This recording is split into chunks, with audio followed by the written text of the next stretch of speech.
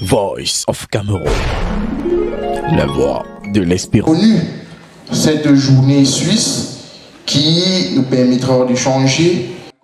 La Suisse était à l'honneur comme plusieurs autres pays invités pour l'édition 2022 de Promote. Pour cette journée qui lui a été dédiée, les autorités diplomatiques de la Confédération helvétique ont saisi cette opportunité pour présenter les différentes formations professionnelles qui existent dans leur pays. En Suisse, les 2/3 des jeunes optent pour la formation professionnelle initiale à la fin de la scolarité obligatoire à 15 ou à 16 ans. Seuls 20% optent pour le lycée et les études consécutives dans une université. Les jeunes apprentis commencent à travailler 3 ou 4 jours par semaine dans une entreprise et suivent des cours spécifiques dans une école professionnelle 1 ou 2 jours par semaine pendant les 3 ou 4 années que dure leur apprentissage.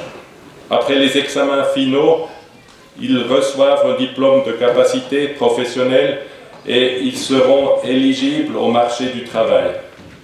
À cette journée suisse, les ministres Ousmane Alamine et Issa Chirouma, respectivement ministres de l'économie, de la planification et de l'aménagement du territoire et ministre de l'emploi et de l'enseignement professionnel, n'ont pas voulu se faire compter l'événement. Ils sont venus apprendre de l'expérience suisse dans le domaine de la formation professionnelle et partager éventuellement celle camerounaise. Cette formation à laquelle je faisais allusion est une formation qui se base sur l'apprentissage très tôt. L'apprentissage sans perdre de vue l'acquisition des connaissances théoriques au niveau des écoles, au niveau des enseignements supérieurs. Le président de la République, son Excellence Paul Biya, n'a de cesse de dire que la formation dans la quête pas seulement du savoir, mais du savoir-faire est fondamentale pour la réussite des économies de demain. Cette formation, c'est le chemin le plus indiqué vers l'industrialisation. Une industrialisation, elle a besoin des ressources humaines, un capital humain bien formé et capable d'ajouter de la valeur sur les matières premières. Bon, vous savez, par inadvertance, monsieur le ministre, j'ai eu la maladresse de mettre le pied dans le plat. J'ai parlé d'histoire géo, ça a énervé beaucoup de gens. Bon.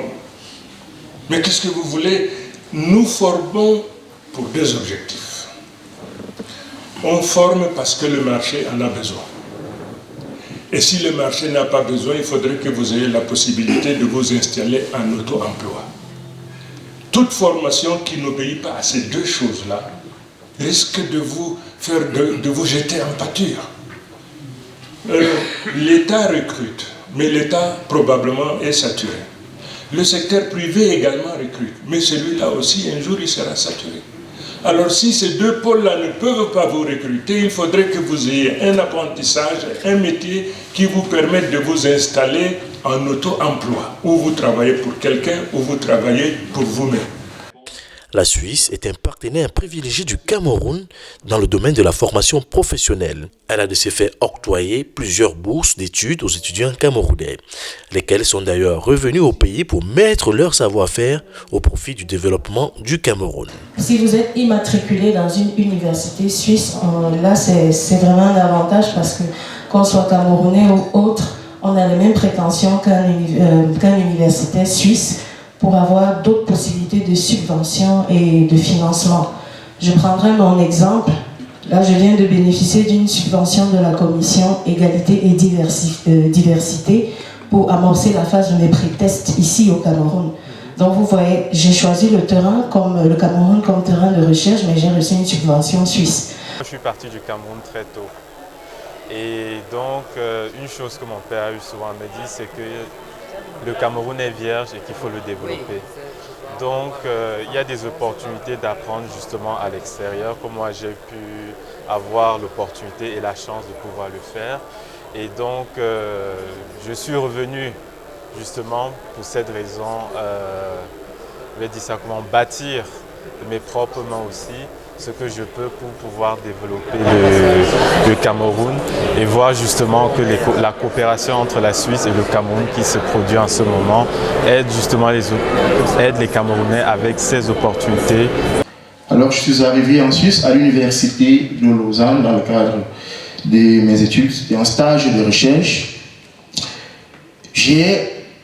D'entrée de jeu, été impressionné par la qualité de l'infrastructure, c'est-à-dire l'université, parce que c'est ça, lorsqu'on parle de système académique, c'était vraiment impressionnant. Et du coup, j'ai compris que il y avait du sérieux, que je n'étais pas vraiment là pour m'amuser. Les bibliothèques au sein de l'université, bien fournies en documents, et l'accès à la documentation était vraiment aisé.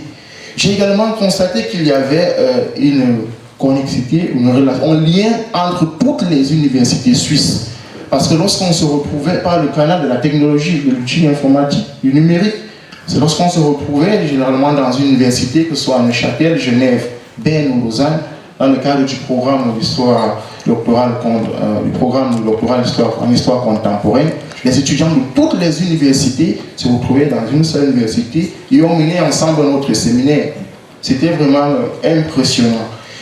J'ai également compris qu'en Suisse, les sciences humaines et sociales ne restent pas théoriques et on met vraiment de l'accent sur la dimension pratique.